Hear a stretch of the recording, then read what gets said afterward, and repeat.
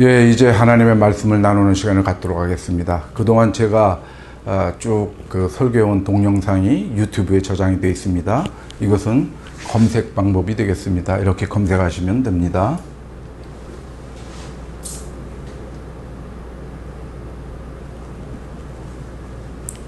오늘부터 주기도문을 아주 상세히 우리가 분석하는 시간을 갖도록 하겠습니다. 그래서 주기도문 강해 첫 번째 시간을 갖겠고요.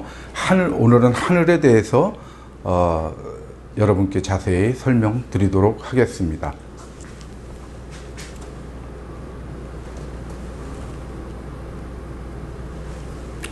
주기도문은 어떻게 됩니까? 마태복음에서는 산상수훈에서 예수님께서 주기도문을 가르치셨죠. 근데 누가복음에서는 어떻게 됩니까? 예수님께서 기도를 하고 마치시고 내려오실 때 제자 중에 한 명이 우리도 요한이 제자들한테 가르쳐 주는 대로 기도를 좀 가르쳐 주십시오. 이렇게 얘기를 했습니다. 그때 당시에는 뭐냐면은 세례 요한은 회개의 세례 운동을 하는 사람들이고 그 세례 요한의 뜻에 동조하는 많은 제자들이 있었죠. 그러면 그 사람들이 하나의 단체를 이루고 있겠죠. 그럼 그 단체에서 자기네들 단체 속성에 맞는 그런 기도문을 가지고 있었죠. 그리고 유대인들은 카다시라고 해서 짧은 기도가 있었고 세모네 에스레라고 해서 긴 기도가 있었습니다. 그걸 오전 9시 정오, 오후 3시에 이렇게 했습니다. 그런 기도들이 있었기 때문에 아마 제자들이 그렇게 얘기를 했을 겁니다. 그리고 예수님께서 기도는 어떻게 해라라는 방법을 가르쳐 줬죠. 그래서 우리가 지난주까지 기도에 대해서 쭉 말씀을 나눌 때 잘못된 기도와 올바른 기도에 대해서 예수님께서 쭉 말씀하신 것을 우리가 상고해 봤습니다. 자기 욕심을 구하는 기도를 하지 마라. 하나님의 나라와 그의 의를 구하라. 또 외식하는 기도를 하지 마라. 즉 사람에게 보이려고 무슨 너의 의의 일을 행하지 마라. 은밀하게 보시는 하나님께 기도해라. 골방에 가서 기도해라. 너희가 회당이나 큰 저작거리에 가서 사람들한테 보이려고 쇼를 하지 말고 오직 너와 하나님과 1대1로 기도해라. 이렇게 말씀하셨죠. 하나님의 나라를 구하라. 은밀한 곳에서 구하라. 또 잘못된 기도 뭡니까? 장황설, 중언부언하는 거. 말을 많이 해야 들으시는 줄 아느니라. 이방인들은. 너네는 그렇게 하지 마라. 그리고 너희는 이렇게 기도하라. 아예 문장으로 정확하게 말씀해 주셨습니다. 그래서 우리는 그 주기도문에 대해서 아주 그 의미를 깊이 새겨야 됩니다. 우리는 주기도문을 늘 외웁니다. 예배 끝날 때도 사용하고 그런 교회들도 있죠. 예배 끝날 때 주기도문으로 패하는 교회, 저희 교회도 마찬가지입니다. 그런데 주기도문이라는 것이 그 깊은 뜻이 있는 것을 새기지 못하고 주문처럼 외우고 있습니다. 모든 종교에서 주문들이 다 있습니다. 그냥 입으로 주절 외웁니다. 그리고 딴 생각합니다. 그거 하면서. 왜? 혀에 너무 익숙하니까. 혀가 기억을 하고 있으니까. 타 종교를 얘기해서 좀 뭐하지만 불교에 가서 스님들도 그러죠. 반야바라밀라 심경 색칙 공직식색 막 이렇게 외죠. 그러면서 목탁 두들기면서 딴 생각합니다. 왜? 너무 익숙하니까. 우리는 이제 앞으로 주기도문을 깊이 말씀을 나누고 그 의미를 충분히 깨달은 이후부터는 주기도문을 혀로 하지 말아야 됩니다. 천천히 그 의미를 새기면서 주기도문을 할 때 그것이 기도가 됩니다. 주문이 아니고 기도가 됩니다. 우리는 주기도문을 기도로 만들어야 됩니다. 지금 많은 사람들이 주문으로 외우고 있습니다. 그래서 보면은 어떻게 시작됩니까? 하늘에 계신 우리 아버지요. 아버지요. 이름이 거룩히 여김을 받으시오며 나라가 임하시오며 뜻이 하늘에서 이룬 것 같이 땅에서도 이루어지이다. 오늘 우리에게 일용할 양식을 주옵시오. 우리가 우리에게 죄 지은 자를 사하여 준 것 같이 우리 죄를 사하여 주옵시고 우리를 시험에 들게 하지 마옵시고 다만 악에서 구하시옵소서. 나라와 권세와 영광이 아버지께 영원히 있사옵나이다. 아멘. 이렇게 시작해서 끝나죠. 그래서 우리는 주기도문에서 이 의미들을 따져봐야 한다. 하늘이란 무엇이냐? 하나님이 계시는 하늘은 과연 어떤 곳이냐? 그러면 우리가 우리 아버지요. 그랬을 때 우리가 어떻게 아버지라고 부를 수 있는가? 그러면 우리가 자녀가 돼야 되죠. 이름이 거룩히 여김을 받는다는 것이 무슨 의미를 내포하고 있는가? 하나님의 나라는 무엇인가? 나라가 임한다는 것의 의미는 무엇인가? 하늘에서 이루어진다는 그 뜻, 땅에서도 이루어진다는 그 뜻은 무엇을 의미하는가? 또 일용할 양식, 죄란 무엇이냐? 시험은 무엇이냐? 악은 무엇이냐? 이것에 대해서 우리는 충분히 그 의미를 상고하고 완전히 이해한 다음에 주기도문을 주문에서 기도로 변환시키는 노력이 필요합니다. 이제 오늘 거기에서 첫 번째 주제 하늘에 대해서 여러분께 설명드리고자 합니다.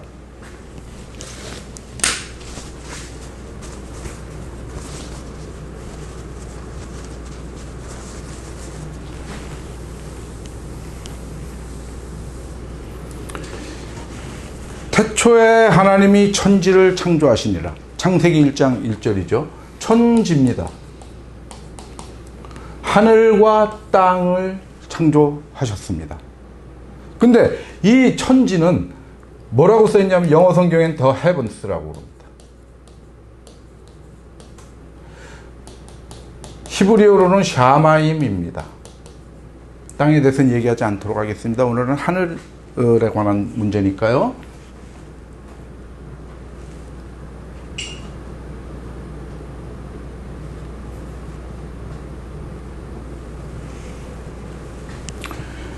이 샤마임이라는 말,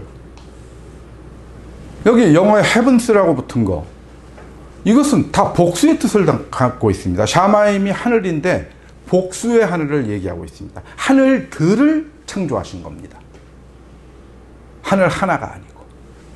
그래서 보면은 이 복수의 하늘의 개념은 유대교, 이슬람교 공히 7단계의 하늘을 얘기하고 있습니다. 유대교에서는 탈무드에서 그렇게 얘기하고 있고, 이슬람교에서는 그들의 경전인 꾸란, 즉 코란, 거기에 그렇게 7단계의 하늘을 얘기를 하고 있죠. 그럼 보십시다. 고린도 후서 12장 2절을 보면은 사도 바울이 내가 14년 전에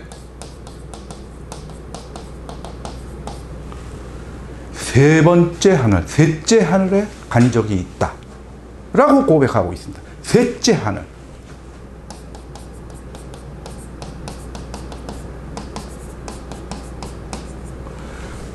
복수의 하늘인 게 맞죠? 셋째 하늘에 갔다는 자기의 경험을 얘기를 하고 있죠. 근데 이 창조되는 모든 과정이 구약의 창세기죠. 이거는 창세기 1장 1절입니다. 창세기가 2번 나오죠. 신약의 창세기가 나옵니다. 그것은 뭡니까? 요한복음이죠. 요한복음 1장 1절, 3절. 이것이 새 언약의 창세기입니다. 어떻게 나옵니까? 태초에 말씀이 계시니라. 말씀. 이 말씀이 하나님과 함께 계셨으니 이 말씀은 곧 하나님이시니라. 만물이 그로 말미암아 지은 바 되었으니 지은 것이 하나도 그로 말미암아 남지 않고 된 것이 없느니라. 그가 없이는 된 것이 없느니라. 그렇게 얘기하고 있죠. 그것이 요한복음 1장 3절에 만물이 그로 말미암아 지은 바 되었고 지은 것이 하나도 그가 없이는 된 것 없다라는. 무엇입니까? 말씀 없이 말씀을 통해서입니다. 말씀은 무엇입니까? 헬라어로 로고스입니다. 영어도 똑같습니다. 영어 발음하고 헬라어 발음하고 똑같습니다. 뜻도 똑같습니다. 이성이고 원리입니다. 이성과 원리대로 하늘과 땅이 창조됐다라는 것입니다.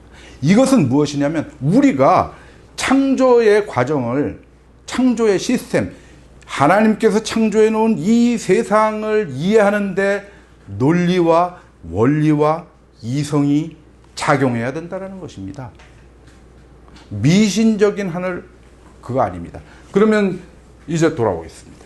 사도 바울의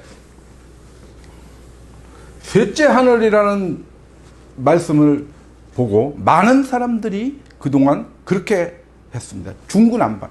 이렇게 해석하는 사람도 있고 저렇게 해서 아주 유명하다는 신학자들이 총동원돼서 셋째 하늘에 대해서 얘기를 했죠. 그래서 어떤 사람은 첫째 하늘은 대기권이다. 우리가 보이는 공중에 새가 날고 구름이 다니고 파란 창공이 보이는 그게 첫 번째 하늘. 그 다음에 성층권, 대기가 없는 그러나 지구의 중력이 작용하는 그런 곳들. 그게 두 번째 하늘이다.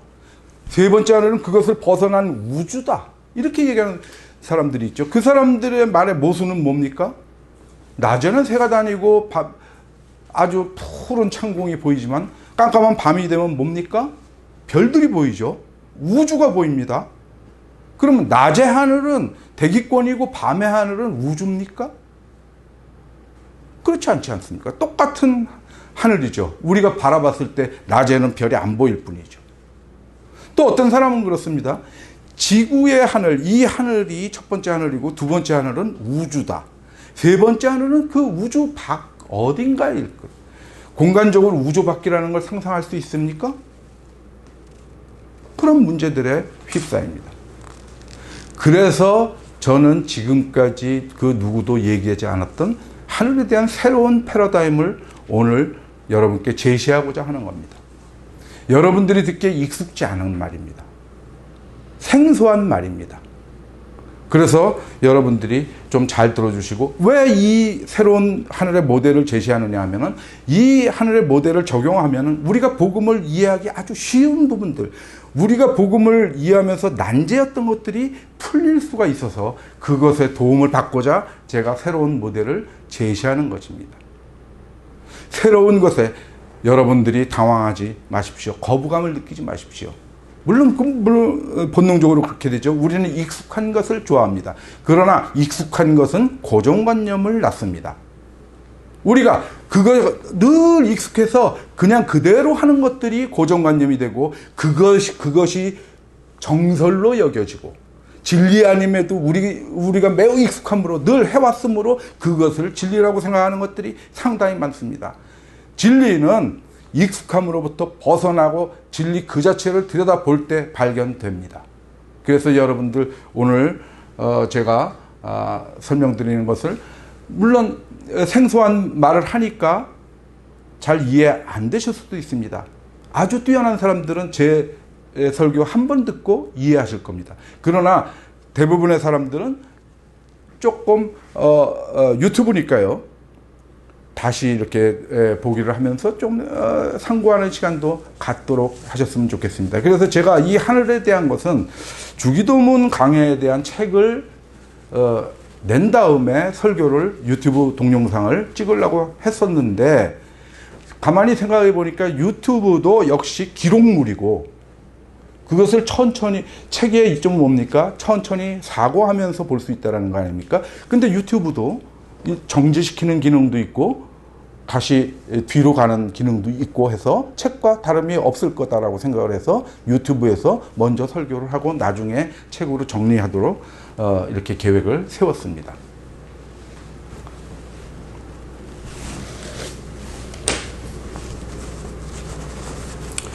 그래서 셋째 하늘, 이거를 포함한 새로운 하늘의 패러다임. 그것을 말씀드리기 전에 왜 그냥 나가겠습니다. 이렇게 우리가 사는 세상입니다. 이것은 3차원의 세계입니다. 제가 하늘을, 새로운 패러다임을 제시한다는 것은 차원적 발상입니다. N차원을 얘기를 하겠습니다. 이걸 둘러싸고 있는 게 4차원 세계입니다. 이것을 둘러싸고 있는 게 5차원 세계입니다.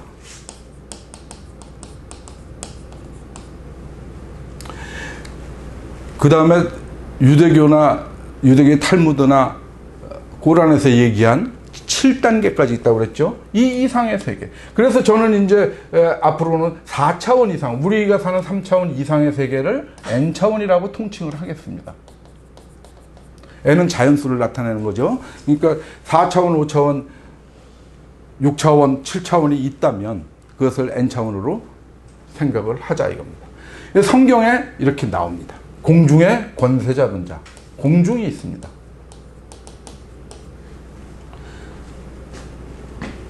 사도 바울이 간 셋째 하늘은 여기에 있습니다.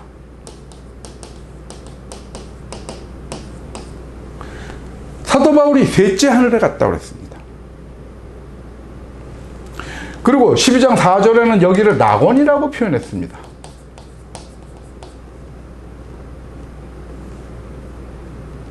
이것이 셋째 하늘입니다.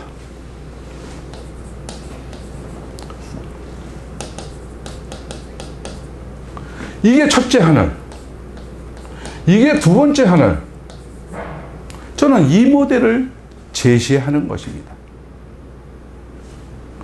이제 근거를 좀 말씀드리겠습니다. 예수님께서 부활하셨죠. 그리고 하늘로 올라가셨습니다.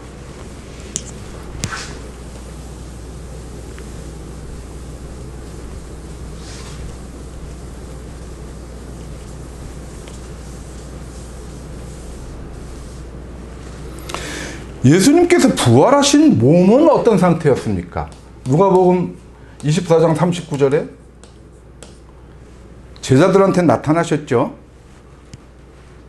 제자들이 깜짝 놀랐죠. 그때 뭐라고 그러시냐면 영은 살과 뼈가 없으되 나는 그렇지 않다. 부활하신 예수님께서 어떤 몸? 영 플러스 몸입니다. 살과 뼈. 이 상태입니다. 부활하신 주님은. 명백히 그렇습니다. 몸을 가지고 있었습니다. 그래서 생선구이도 2번이나 드셨습니다. 여기 42절에서 드셨고 요한복음 21장 9절에서도 생선구이를 드셨습니다. 직접 식사를 할 수 있는 몸을 가지고 계셨습니다. 그런데 이 예수님께서 어떻게 움직이십니까? 요한복음을 보면은 요한복음 20장이죠. 20장 19절 26절에 보면은 여기는 제자들한테 나타나실 때죠. 이땐 도마가 없었어요. 그 얘기를 하니까 도마가 의심했죠. 뭐 그런 일이 생겨. 그러니까 도마가 있을 때 예수님께서 등장하셨습니다. 그때 이 상태는 어떤 상태냐면은 문이 잠긴 상태였습니다. 영어 성경에 이렇게 나오죠. Doors locked. 문이 왜? 유대인들을 두려워해서 문을 꼭꼭 잠가놨습니다. 제자들이 자기네들끼리 문을 꼭꼭 잠가놓고 모임을 하고 있었는데 예수님께서 그들 가운데 나타나셨습니다. 그리고 이 몸을 가지신 예수님께서 하늘로 가십니다. 이 예수님께서 가신 하늘이 어디냐라는 겁니다. 몸을 가지고 하늘로 직접 간 사람들이 있습니다. 에녹도 그랬죠. 하나님과 동행하다가 하늘로 가. 대표적인 사람이 엘리야죠. 엘리야는 어떻게 하늘로 갔죠? 회오리 바람 타고 올라갔죠. 회오리 바람이 갈 수 있는 한계는 어디까지냐?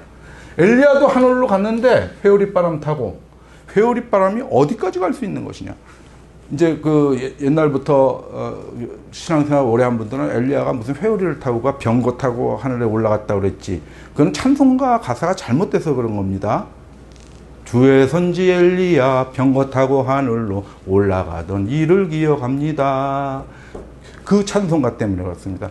병거 타고 가지 않고 불술의 불말은 엘리야와 엘리사 사이를 갈라놓는 역할만 했죠. 그리고 회오리 바람을 타고 올라갔죠. 그래서 찬송가가 새로 나온 찬송가에서는 주의 선지 엘리야 바람 타고 라고 개정을 했습니다. 왜냐하면 성경에 분명히 나오니까. 이게 열왕기 열왕기하 2장 11절에 분명하게 엘리야는 회오리바람 타고 올라갔다고 성경에 나와 있는 겁니다. 그러니까 여하튼 엘리야가 간 하늘, 예수 그리스도가 간 하늘, 둘 다 영과 몸의 상태입니다.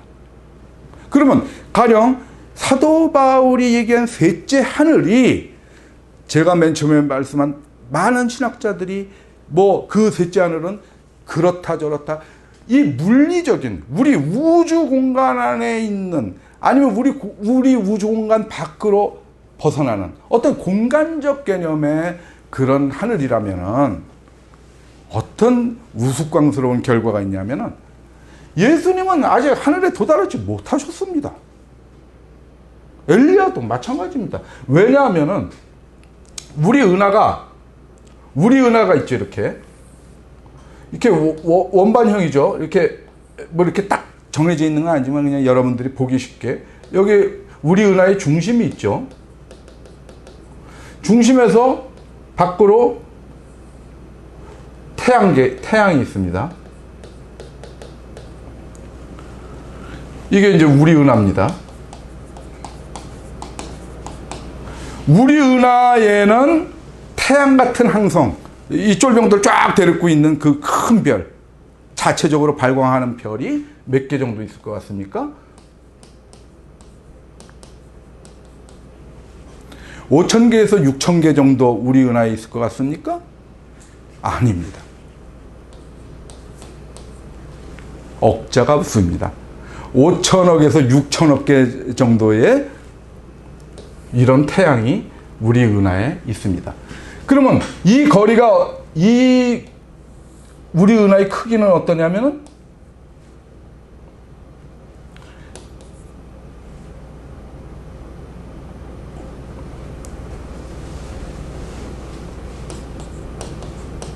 (10만) 광년입니다.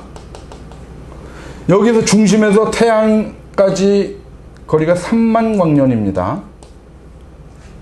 어마어마한 크기입니다.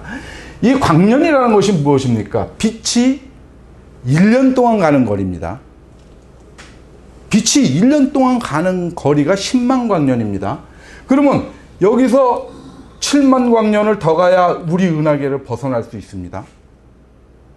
빛의 속도로 7만 년을 가야 태양계로부터 우리 은하를 벗어날 수 있습니다. 그러면 예수님은 언제 승천하셨습니까? 2000년 전이죠. 엘리야는 언제 하늘로 올라갔습니까? 2800년 전이죠. 그러면 어디쯤 있을까요? 빛의 속도로 간다 하더라도 7만 년이 걸리는데 2000년 전에 출발해봐야 여기도 벗어나지 못했죠. 그래서 하늘을 그런 모델로 생각을 하면은 큰 오류가 생긴다는 것입니다. 그래서 새로운 패러다임으로 우리는 하늘을 생각해 봐야 된다는 것이죠. 그러면은 우리 은하가 이 지구에 대해서 한번 생각을 해봅시다. 이렇게 우리 은하가 있습니다. 그냥 이름이 우리 은하입니다. 근데 옛날에는 이 우리 은하가 우주의 전체인 줄 알았습니다. 우리 은하만 해도 우주라고 해도 뭐 충분한 크기죠. 10만 광년이고 3만 광년이고. 그러니까. 근데 다른 은하가 있다는 것을 발견했죠. 안드로메다. 1923년에 허블 망원경이라는 거 아시죠, 여러분들? 허블이 관측해 보니까 저 안드로메다 성운이라는 것이 독립된 은하다. 이것을 발견해요. 그래서 우주의 크기가 확장된 것이죠. 우리 개념 속에서. 이 안드로메다는 아까 5천에서 6천억 개가 있었다고 그랬죠. 태양 같은 별이 우리 은하에. 여기는 1조 개가 있습니다. 크기도 별의 숫자도 우리 은하의 2배쯤 되는 은하를 발견한 겁니다. 근데 이제 점점 더 천문학이 발전합니다. 이런 크고 작은 은하들이 몇 개쯤 있을 것 같습니까? 우리 우주에. 약 1700억 개가 있습니다. 이 우주라는 것은 어마어마한 크기입니다. 하나님이 창조하신 이 세계는 어마어마한 크기의 세계입니다. 감히 우리는 상상조차 할 수 없는 크기를 가지고 있는 것입니다. 이제 허블 망원경으로 측정하던 은하의 수들이 이럴진데, 이제 여러분들이 최근에 제임스 웹 망원경에서 찍은 사진들을 여러분들이 접했죠. TV나 신문 같은 데서. 엄청나게 선명도를 자랑하는 제임스 웹 망원경이 이제 쓰여지기 시작했죠. 그렇게 되면은 이 더 늘어날 은하의 개수는 우리가 상상할 수 없습니다. 그만큼 우주는 광대한 것입니다. 그것을 빠져나가지 못합니다. 그것이 어떤 하늘의 단계의 개념이라면, 왜? 영과 육, 영과 살과 뼈를 가진 존재는, 물질성을 갖고 있는 존재는 빛보다 빠른 속도를 낼 수 없습니다. 그것이 아인슈타인의 상대성 이론에 의해서 증명된 바입니다.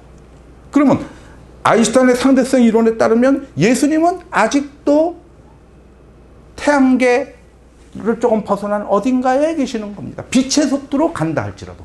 빛과 거의 비슷한 속도로 간다. 그래서 그것이, 그 모델이 잘못됐다라는 것입니다. 그래서 우리는 새로운 모델을 한번 생각해 보도록 하십시다. 그것이 얼마나 우리가 복음을 이해하는데 도움을 주나도 한번 봅시다.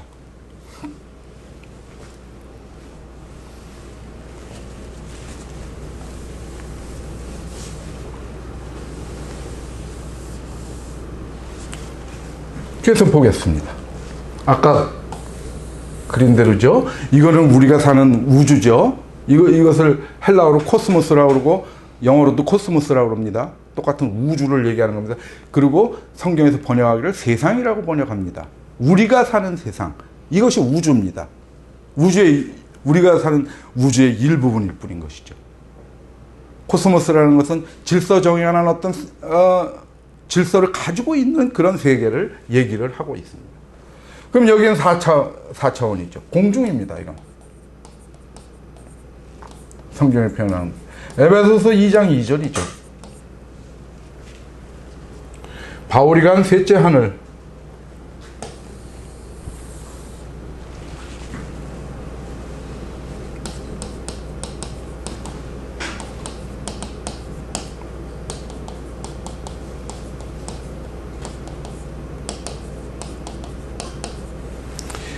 이것을 차원으로 얘기하자고 그랬죠. 여기가 3차원 세계, 여기가 4차원 세계, 여기가 5차원 세계라고 합시다. 그러면 빛의 속도라는 것을 의식할 필요가 없습니다. 차원에 있어서는 차원의 경계를 넘나들 수 있는 존재인가 아닌가, 거기에 달려있는 것입니다. 그래서 고린도 후서 12장 2절에서 사도 바울이 뭐라고 그럽니까? 자기가 셋째 하늘에 갔는데 그때 내가 몸 안에 있었는지 몸 밖에 있었는지 나는 알지 못하지만 하나님은 안다고 얘기했습니다. 자기가 어떤 상태인지 경험해 보지 못한 상태였기 때문에 뭐라고 얘기할 수가 없었습니다. 그건 하나님이 아십니다. 왜? 하나님께서 변화시켜 주셨으므로 도저히 갈 수 없는 차원의 벽을 넘어서 낙원으로, 셋째 하늘로 가는 경험을 했기 때문에 그렇습니다. 그렇게 변화하는 겁니다. 변화된 몸이기 때문에, 차원을 넘나드는 변화된 몸이기 때문에 예수님께서 그냥 3차원에서 4차원으로 바로 가는 겁니다. 그것을 물리학적으로도 이제 오늘은 제가 완전히 성경에 나온 걸로만 얘기하는 게 아니고 현상계에서 이루어지는 것, 과학적으로 증명된 것들도 얘기를 할 겁니다. 그게 훨씬 도움을 줄 수 있기 때문에 그렇습니다. 4차원 공간이라는 것을 생각을 해봐야 됩니다. 4차원 공간을 대해서 누가 얘기를 했습니까? 아인슈타인 로젠 브릿지라는 게 있습니다. 여러분들이 쉽게 접해봤던 웜홀이라는 것이죠. 3차원 공간에서 일정 지점에서 일정 지점으로 갈 때 어마어마하게 그렇겠죠. 여기서 우리 은하에서 안드로메다까지 가려면 250만 년 걸리겠죠. 빛의 속도로 가더라도 250만 광년 떨어진답니다. 그러나 이 아인슈타인 로젠 브릿지 웜홀을 지나가면 순식간에 도착합니다. 이것이 왜 그러냐면 다른 차원의 공간을 이용한다는 겁니다. 그래서 아인슈타인은 다른 차원의 4차원 공간을 인정하고 있는 것입니다. 그러나 수학적으로 완벽히 증명되지는 않은 그런 상태입니다. 그걸 가정하고 우리가 얘기를 해봅시다. 그러면은 이 다른 차원으로 갈 수 있는 몸만 된다면, 그러니까 엘리야가 회오리 바람을 타고 간 그 하늘이 저 우주 밖의 하늘이 아닌 게 아니고 차원이 바뀐 겁니다. 다른 차원으로 돌입한 겁니다. 하나님께서 사도 바울의 몸을 변화시켜 주듯이 엘리야의 몸을 변화시켜 주신 것이고, 예수님은 그 자체가 창조 주심으로 그 변화된 몸이시니까 그런 겁니다. 그 변화된 몸의 모형을 마태복음 17장 2절에서 보여주고 계신 겁니다. 그들 앞에서 변형되사 얼굴이 해같이 빛나고 옷이 빛같이 휘어졌더라. 마태복음 17장 2절 변화산 사건입니다. 너희도 이렇게 변한다. 그러면 모세와 엘리야와 얘기하는 거고, 그 다음에 17장 8절에서 제자들이 겁에 질려서 엎드려 있다가 눈을 들어보니까 모세와 엘리야는 사라졌죠. 예수님은 뻑하면 문 닫아놨는데 제자들한테 나타났습니다. 그것이 가능한 것이 차원이 다르기 때문에 그렇습니다. 차원에 대해서 잠깐 말씀드리겠습니다. 여러분들이 저 목사 오늘 이상한 소리 하네. 자꾸 무슨 뭐 과학 시간도 아니고. 왜냐하면 이것이 조금만 지나가면은 이것이 복음과 연관이 되는구나라는 것을 여러분들이 깨닫게 되니까 조금 생소하더라도 따라와 주십시오. 그리고 이해 안 되시면 다시 보십시오. 왜냐하면 저 정도 수준의 사람이 오랫동안 생각을 하고 정리하고 사색하고 해서 나온 거를 얘기하고 있기 때문에, 만약에 여러분들이 저 정도의 사람들이라면 그렇게 딱 듣자마자 이해하기 어렵습니다. 저처럼 좀 많이 생각하는 시간을 가져야 되는 것이 사실입니다. 차원에 대해서 말씀을 드리겠습니다. 차원 1차원이 뭡니까? 선이죠. 선이 1차원입니다. 이 선이 연장되면은 이쪽 방향으로 이동하면 뭐가 되죠? 면이 됩니다. 면이 2차원입니다.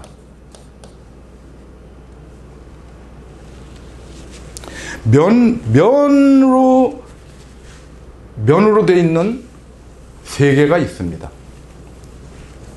이 지금 제가 막 칠판 쓰고 있죠. 이 칠판 면이죠. 근데 이런 거를 갖다가 이 면을 세상으로 생각을 해서 아주 재밌는 작품을 쓴 사람이 있죠. 에드윈 에버시라고. 그래서 거기 플랫랜드라는 책이 있습니다. 평평한 나라라는 거죠. 완전히 평평한, 높이의 개념이 없습니다. 여기에 사는 사람들은 2차원에 살고 있는 것이죠. 플랫랜드의 사람들. 그 사람들의 모습은 이렇게 생기고 막 이렇게 생긴 사람도 있습니다. 딱 붙어 있는 거죠. 높이의 개념이 전혀 없는 것입니다. 근데 이 사람들이 모여서 저거를 합니다. 연구를 해봅니다. 여기 이렇게 뭐 이물질이 있는데 막 흙탕물 같은 게 있는데 여기에 뭐 귀한 물건이 하나 있습니다. 이렇게 납작하겠죠. 그것도. 야, 이걸 어떻게 꺼내지? 그럽니다. 꺼낼 방법이 없죠. 이것을 건드리지 않고 얘를 더럽히지 않고 꺼낼 방법이 없습니다. 이것을 끌어내면은 이렇게 되겠죠. 자국이 남겠죠. 이것을 건드리지 않고 꺼낼 방법은 전혀 없습니다. 이 플라일랜드 2차원의 사람들은. 근데 우리는 3차원 사람이죠. 이것을 어떻게 꺼냅니까? 이 방향으로 꺼내죠. 이 방향으로 꺼내서 여기다 옮겨 놓습니다. 그러죠? 금덩어리라고 칩시다. 그러면 이 금덩어리를 이렇게 옮겨 놓습니다. 그러면 이 사람들이 볼 때 이 현상은 뭐로 보이겠습니까? 이것을 이 사람들은 기적이라고 보는 겁니다. 있던 게 없어진 겁니다. 그리고 여기에 나타난 겁니다. 왜? 이 플라일랜드에 납작한 사람들은 이 높이의 개념 자체가 없는 겁니다. 높이의 개념이 없습니다. 높이의 개념이 없는 이 사람들에게는 이것은 일로 가는 과정이 안 보이겠죠. 그냥 없어진 거죠. 여기서 1mm만 떠도 그건 그냥 없어진 겁니다. 왜냐하면 공간 개념이 없는 사람들이기 때문에. 근데 여기 딱 보니까 나타났습니다. 기적이죠. 근데 3차원 사람이 3차원 존재가 볼 때는 이거는 아무 일도 아닙니다. 예수 그리스도께서 제자들한테 나타나는 것, 문을 잠가놨는데도 나타나는 것, 제자들한테는 그것은 기적입니다. 왜? 3차원 공간에 있는 사람이니까. 보십시다. 이것을 천천히 이해를 해가시면 됩니다. 여러분들이 나중에. 달걀을 한번 봅시다. 달걀 안에 이렇게 노른자가 있습니다.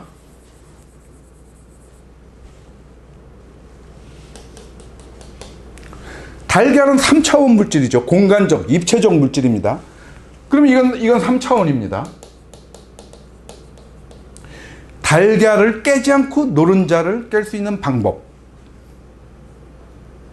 그것은 무엇입니까? 달걀 껍데기를 전혀 건드리지 않고 노른자를 뺄 수 있는 방법. 여기에서는 이 평면적 장애물을 건드리지 않고 이 보물을 옮길 수 있는 방법이 위로 든 거예요. 3차원 방향으로 끌어당긴 겁니다. 이 3차원에 있는 것을 끌어내려면 어떡합니까? 4차원 방향으로 끌어내면 됩니다. 우리는 그것을 알지 못합니다. 왜? 우리는 3차원에 유한된 존재이기 때문에 4차원 방향이 무엇인지 모르고 4차원의 물리학이 어떻게 작용되는지 모릅니다. 그러나 우리가 그런 일이 있을 수 있다 정도는 상상할 수 있습니다. 그럴 때에 뭐냐면은 예수님은 4차원 방향으로 움직이신 겁니다. 차원을 넘나드는 존재니까. 그러니까 아무리 폐쇄된 공간에도 들어가실 수가 있는 거고. 왜? 4차원 존재니까. 이 달걀을 4차원 방향으로 끌어서 빼낼 수 있듯이 달걀을 전혀 해하지 않고 예수님께서 문 꽁꽁 닫아놓은 제자들 모인 곳에 갈 수 있었던 것이고 거기서 밖으로 움직이실 수도 있었던 것입니다. 그것이 제가 이 하늘을 어떤 차원적 개념, N차원적 모델로 제시하는 성경적 근거들인 것입니다. 그리고 그것이 성경적 근거이고 뭐냐면 현상학적 근거가 있습니다. 정확히 과학자들이 인정하고 있는 그런 현상들이 있습니다.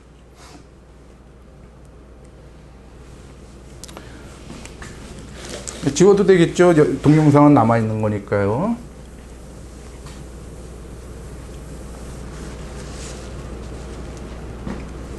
조금 골치 아픈 얘기는 아니고 그렇게 어려운 얘기는 아닙니다. 어려운 얘기로 만들면 어려운데 쉽게 얘기하겠습니다. 원자 핵이 있습니다. 그 주위를 이렇게 전자가 돌고 있습니다.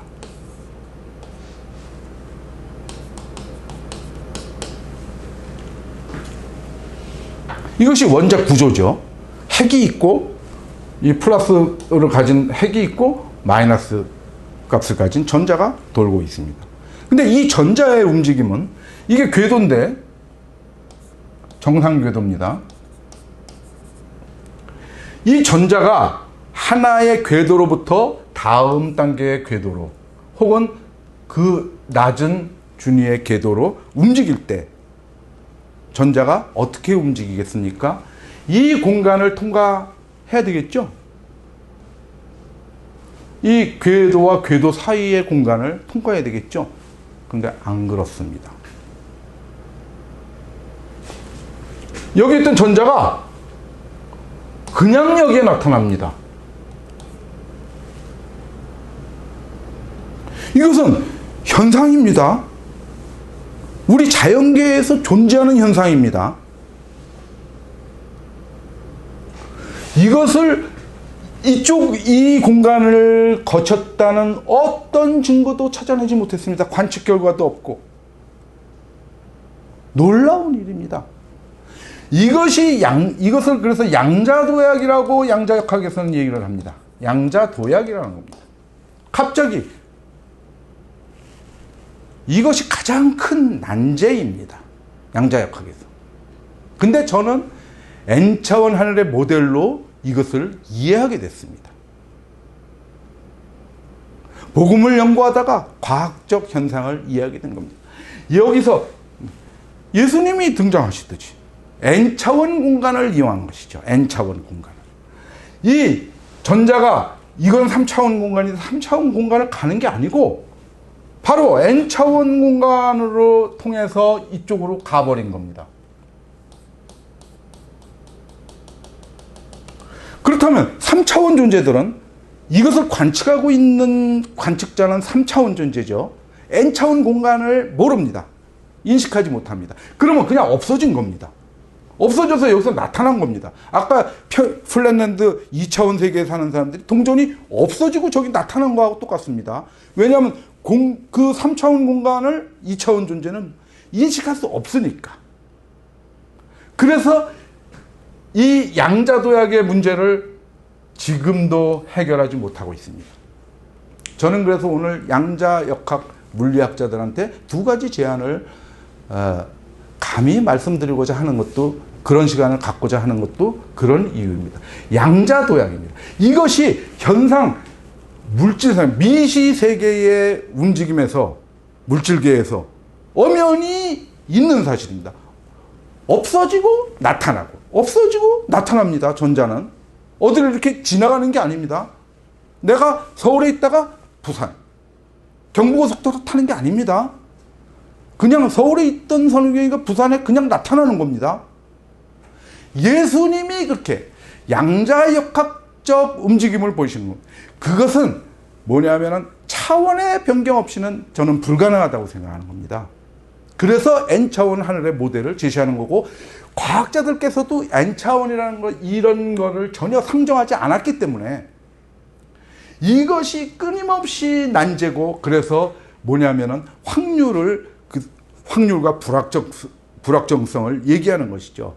이런 용어들에 대해서 뭐 여러분들이 자세히 아실 필요는 없겠죠. 그죠? 그래서 N차원 모델 하늘을 제시하고 있는 것이죠. 실제로 있는 겁니다. 이것은 늘 이렇습니다. 전자가 원자의 주변을 도는 전자는 항상 이렇게 움직입니다.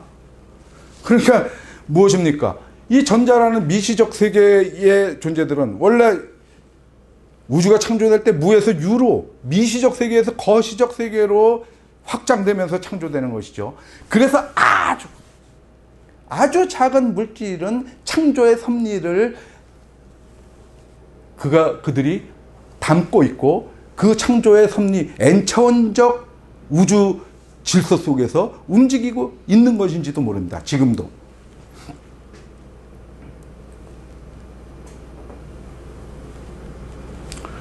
그런데 우리는 이것을 생각해야 됩니다. 우리는 복음을 항상 깨우쳐야 되니까.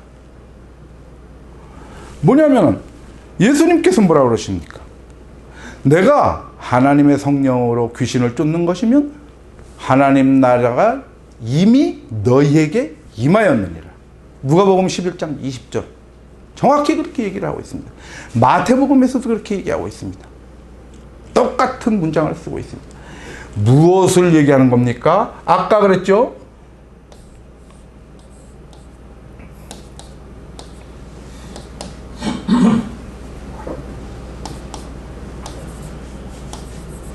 이렇게 있다면은 이것이 입체죠. 3차원입니다. 3차원 공간입니다.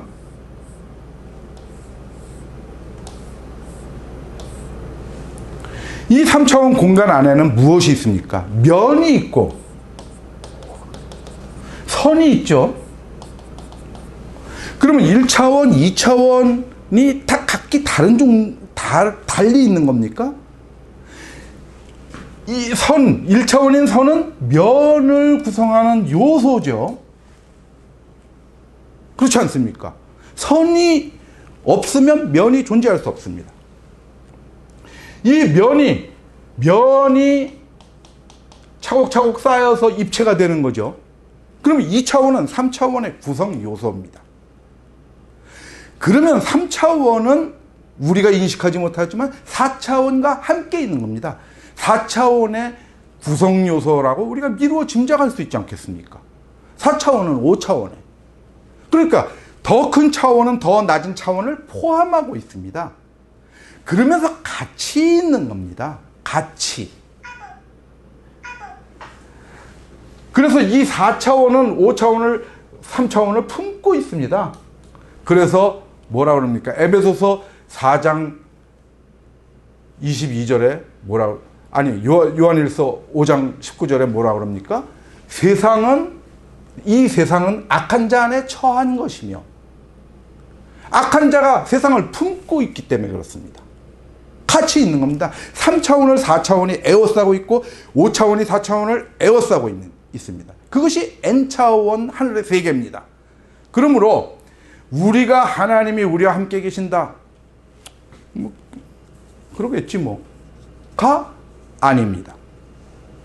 그냥 하나님 진짜로 같이 계시는 것입니다. 여러분 혹시 인터스텔라라는 그 영화를 보신 분들이 많을 겁니다. 우리나라에서 상당히 인기를 모았으니까 거기에서 머피의 아버지 쿠퍼가 책장 뒤에서 머피를 관찰하죠. 보고 있는 겁니다. 이 머피의 아버지 쿠퍼는 4차원 공간에 있습니다. 그죠? 3차원에 있는 머피는 아버지를 전혀 볼 수 없습니다.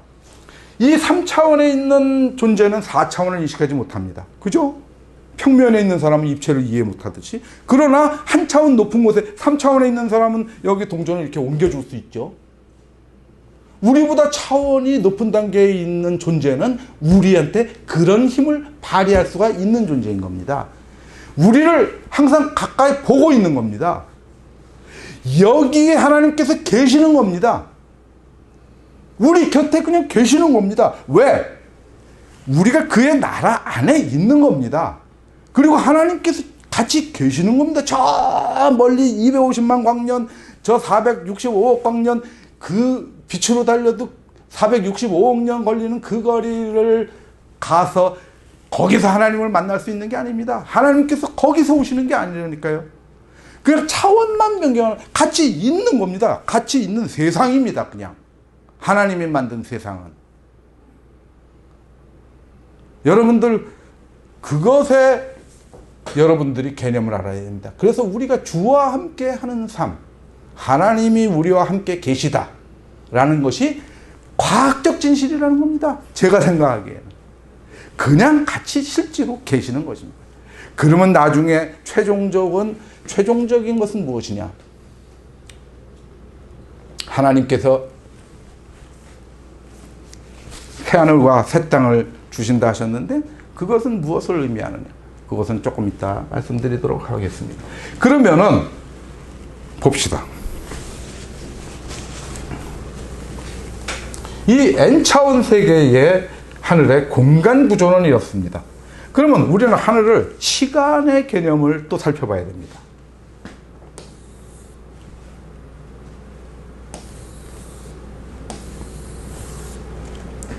이게 3이죠.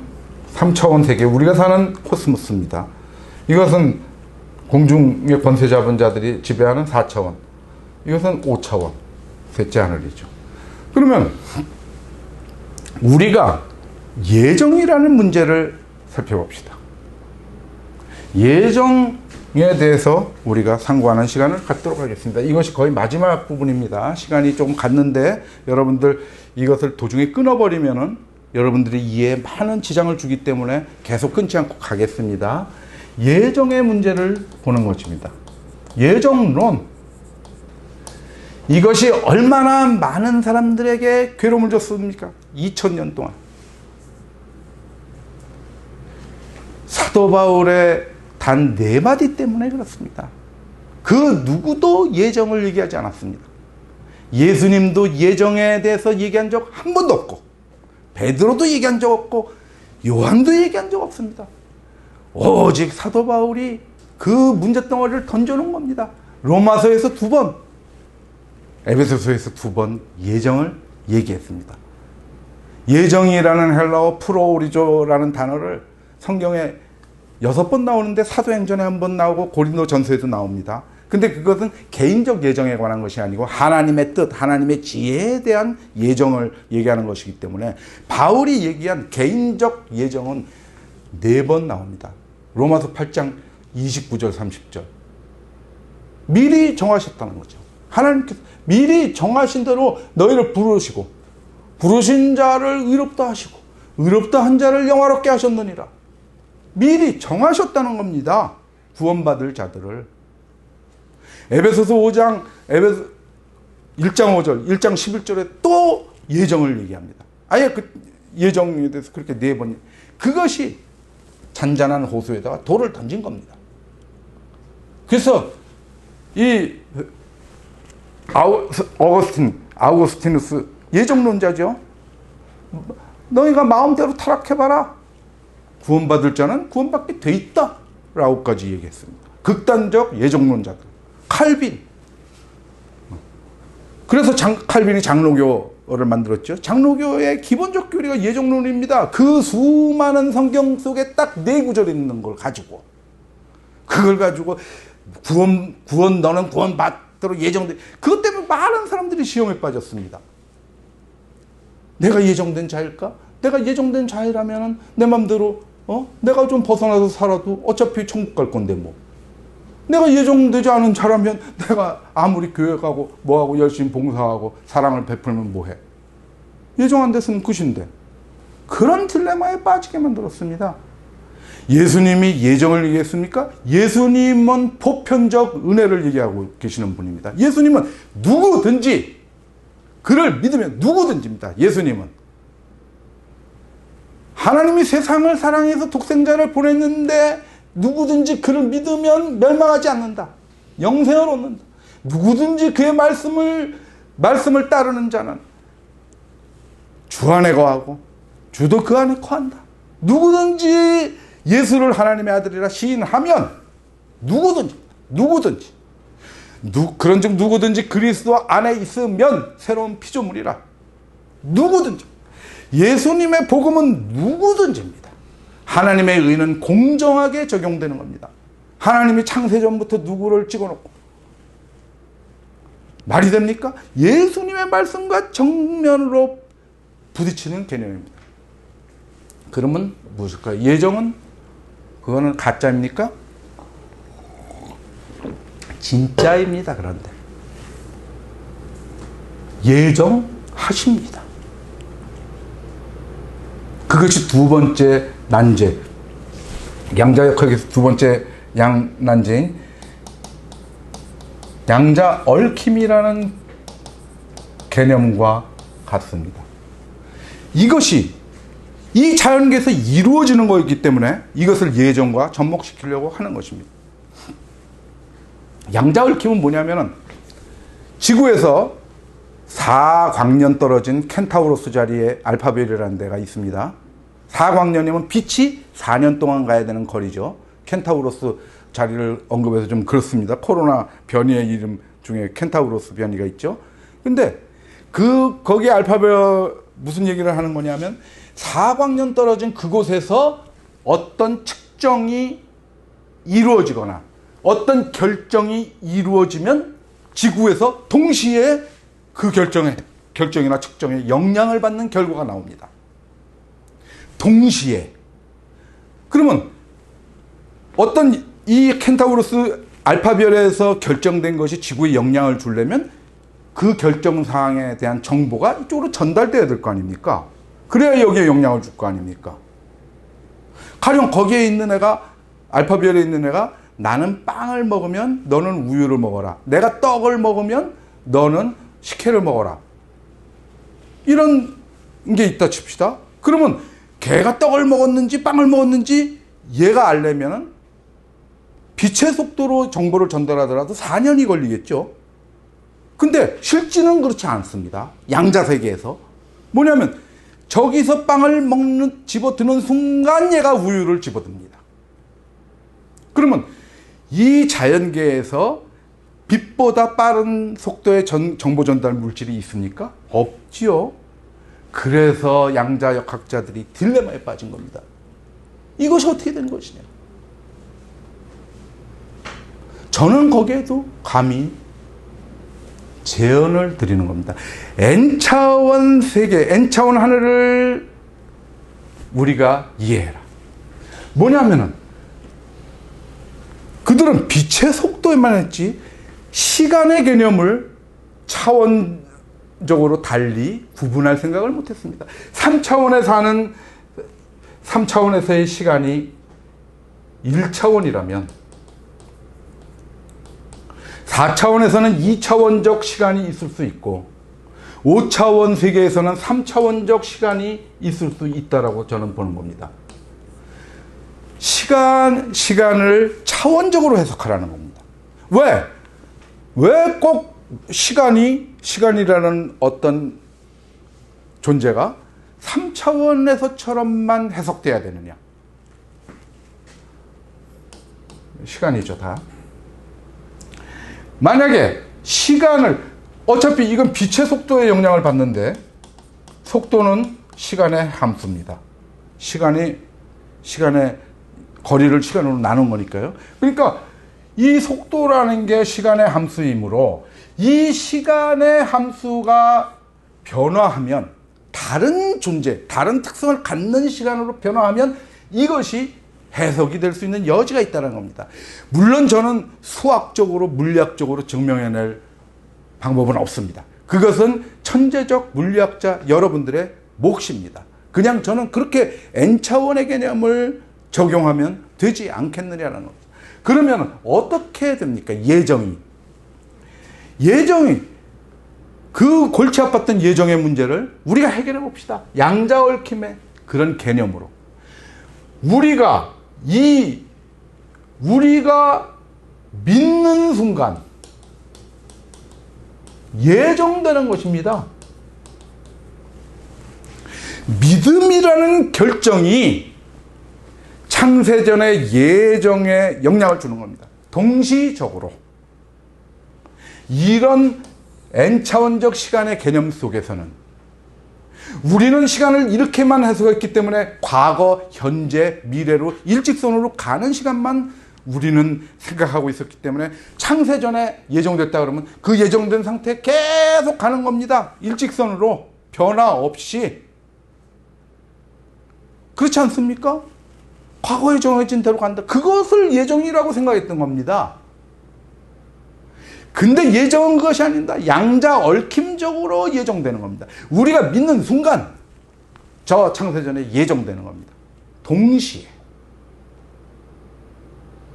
그 개념을 여러분들이 보시기 바랍니다. 만약에 지금 얘기했던 제가 양자 도약이나 양자 얽힘에 대해서 여러분들이 조금 더 궁금하시면은 양자 공부라는 책이 있습니다. 경희대 물리학과 교수 김상욱 교수께서 쓰신 양자 공부가 있는데 저 같은 멍청이도 상당 부분 이해하고 그것을 복음을 연구하는데 도움을 줬던 그런 책입니다. 그러니까 여러분들이 좀 양자역학에 궁금하신 게 있으면은 그것을 한번 보시기 바랍니다. 수식 같은 건 보지 마시고요. 거기 이제 극자들만 보시면 되죠. 그래서 예정을 저는 이렇게 해결한 겁니다. 누구든지 믿으면 영생을 받게 돼 있다. 예수님께서 쭉 얘기하셨는데 사도 바울이 그거 구라다. 예수님 얘기 전부 구라다. 원래 다 예정해 놓고 꼬시는 얘기다. 그런데 둘 다 맞는 얘기더라. 양자얽힘하더라. 믿는 순간 예정돼 있는 거더라. 믿음이 예정을 결정한다. 그것입니다.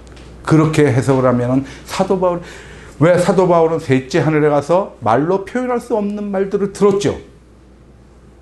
그것을 자기가 이 세상에 와서 풀어낼 수가 없었습니다. 그래서 그것만 얘기를 했습니다. 그렇게 해서 폭탄 4개를 던졌더니 사람들이 예정 때문에 막 난리가 났습니다. 2000년 동안. 그러나 이제 제가 그것을 제시합니다. 지금까지 N차원적인 하늘을 얘기하고 믿음과 예정 간의 양자얽힘적 관계를 강의한 사람은 기독교사에 없었습니다. 제가 좀 처음 얘기하는 건데, 처음 듣더라도 처음 듣는 걸로 여러분들의 사고의 지평을 넓히시고 그것이 성경 말씀을 벗어나지 않았다면, 그리스도의 복음을 벗어나지 않고 오히려 그리스도의 복음을 이해하는 데 보탬이 된다면, 우리의 사고는 막혀 있어서는 안 된다. 과학적 사고를 할 필요도 있는 것이고, 우리가 과학에 영향을 줄 수도 있고 과학에서 우리가 영감을 얻을 수도 있는 것이라고 봅니다. 그래서 여기 지금 드리는 말씀은 여러분들이 들어도 좋고 안 들어도 좋은 말씀입니다. 뭐냐면은 그냥 과학자 여러분들께 제가 감히 드릴 말이 있습니다.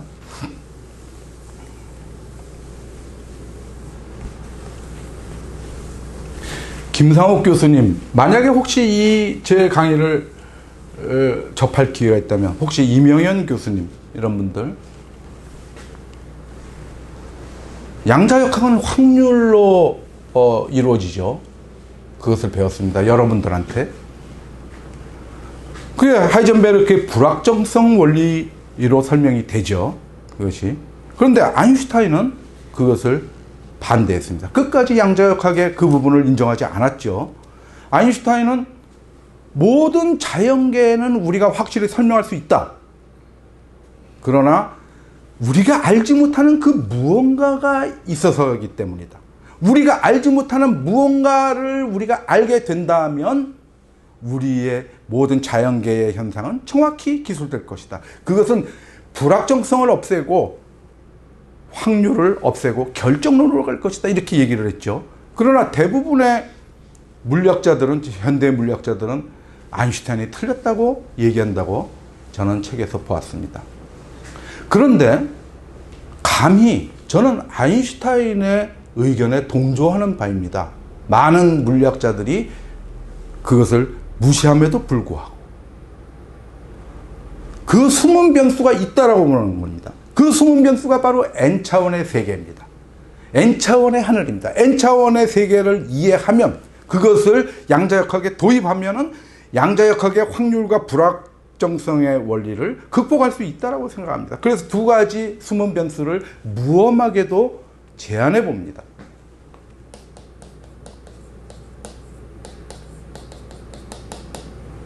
N차원입니다. N차원 체계입니다. 이것을 공간적으로 적용하면은, N차원 공간을 적용하면은 이것이 양자 도약의 그 이해 안 됨을 극복할 수 있지 않을까, 그런 생각. N차원 시간의 개념을 적용하면은 양자 얽힘의 해석에 어떤 실마리를 줄 수 있지 않을까, 이렇게 생각합니다. 미분방정식을 장난감처럼 갖고 노는 천재적 물리학자 여러분, 그리고 이번에 필즈상을 수상하신 누굽니까? 허준희 교수 같은 분, 그분이 그랬죠. 수학적 난제를 해결하는데 인문학적 지식과 통섭으로 연구를 했다고요. 그래서 서로 이렇게 주고받을 수 있다라고 생각합니다. 신학, 철학, 인문학 이런 것들이 어떤 과학적 사유. 왜? 과학자들도 어떤 상상하고 직관할 수 있어야 되고, 그것을 수학적으로 풀어내는 것은 존경하는 과학자 여러분들의 몫일 것이라고 생각합니다. 저는 감히 이렇게 숨은 변수를 여러분들께 제안드립니다. 그러면은 시간은 많이 갔지만 어차피 끝까지 정리를 해야 됩니다. 이 차원을 이동하는데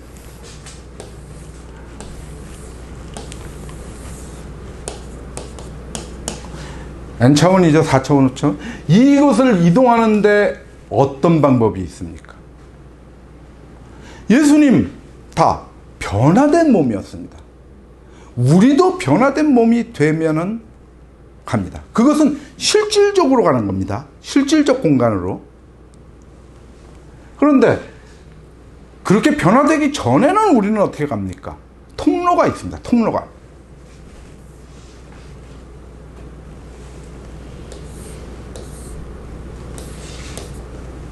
오직 예수입니다.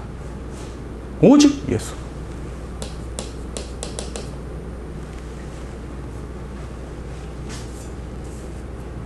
솔로스 크리스토스. 종교개혁가들이 오직 예수. 예수를 통해서 하나님의 은혜가 오고, 예수를 통해서 우리가 기도를 하고, 예수 그리스도의 이름으로 예수를 통해서 하나님께 감사하고, 통로가 오직 예수입니다. 그리고 우리가 어떻게 됩니까? 오직 예수 그리스도 안에 있을 때 하늘로 갈 수 있습니다.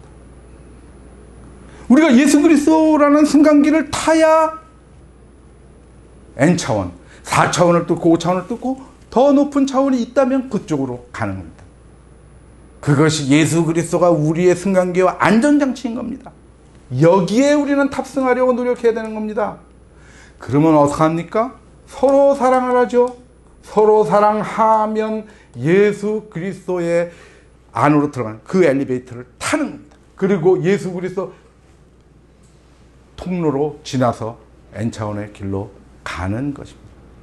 그리고 실질적으로 이렇게 형성되어 있는 물리적 하늘들,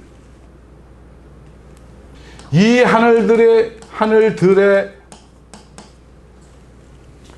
하늘들을 하나님께서 창조하셨죠. 그러나 새하늘과 새 땅도 하나님께서 창조하십니다. 새하늘과 새 땅은 무엇입니까? 이 차원의 경계가 무너지는 것입니다. 이것이 무너지고 하나의 하늘로 통일되는 겁니다. 모든 존재가 이 N차원을 자연스럽게 이해할 수 있는 경우가 생기는 겁니다. 그래서 요한계시록 21장 1절에 내가 새하늘과 새 땅을 보도다. 그렇습니다. 근데 그 새하늘과 새 땅이 어떻게 만들어집니까?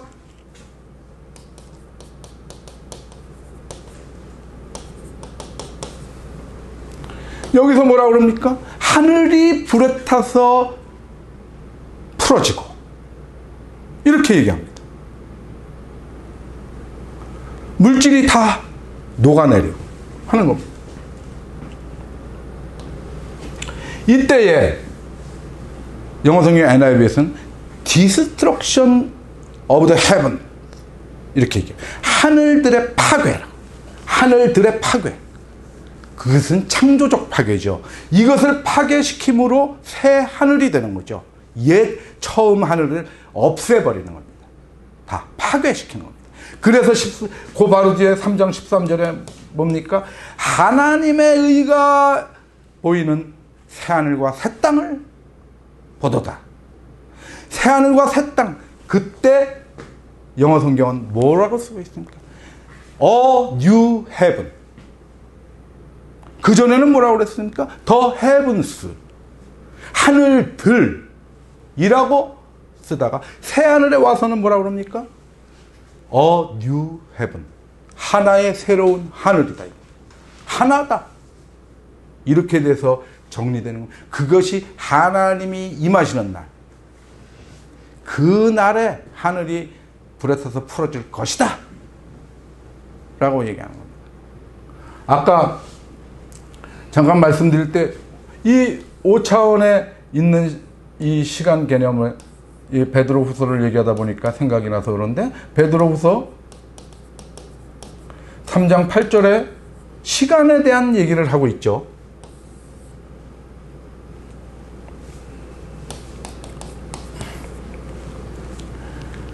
주님께서는, 주님에 있어서는 하루가 천년 같고 천년이 하루 같다.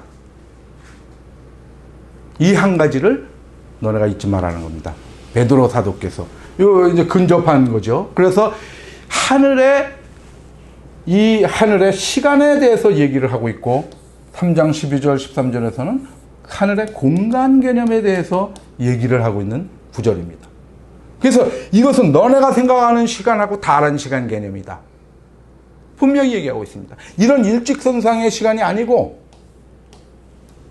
하루가 천년 같고 천년이 하루 같은 어떤 형태인지 우리는 모르지만 그래서 저는 그것을 타임매스라고 시간 덩어리라고 이렇게 정의를 했습니다.